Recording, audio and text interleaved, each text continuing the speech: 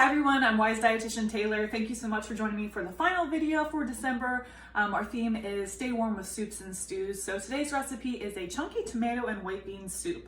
This is a super simple recipe. It would go great being served with some crusty bread or even some grilled cheese sandwiches.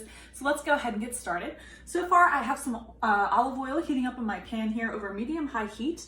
To that I'm going to add about 1 cup of some diced onion here. And we're going to let this cook for a minute or two until those onion pieces start to get nice and tender. Okay, so now I'm going to add 4 cloves of minced garlic. Adding that in, stirring that around for about another minute, just until that garlic is nice and fragrant. Next, I'm going to add in some no salt added crushed canned tomatoes here, 28 ounces. And then I'm going to add in these diced Italian style tomatoes. These are going to add some of that Italian flavor in there. And then I'm adding in 1 cup of unsalted chicken broth here. Next, I have a can of drained and rinsed cannellini beans. And lastly, 1 teaspoon of black pepper.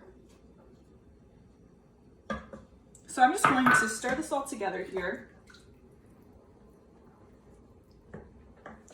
And we're going to let this come to a boil. And then I'm going to reduce heat and let it simmer for about 20 minutes. And then we'll come back and finish it up. Okay, so my soup has finished simmering for about 20 minutes and now we're going to finish it up.